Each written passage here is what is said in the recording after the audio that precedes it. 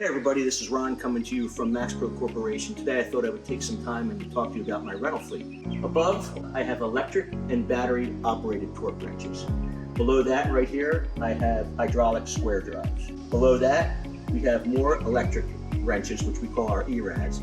And below that, I have more hydraulic square drives. These are the big guns for those really big bulky applications. Here, we have low profile or direct fit hydraulic torque wrenches. And I have all ranges and all sizes. I have more sockets in this building than you can shake a stick at. And I also have pumps or power packs. Air-driven, hydraulic, electric, you name it, I got it. We have the pneumatic torque guns right here. These are our RAD guns, all drive sizes. I'm pretty sure that there's a gun here that can help you out with any bolting application that you might need. If there's a tool that you haven't seen, still reach out to us. Again, ask for Ron or Tom, and we'll find a way to help you out.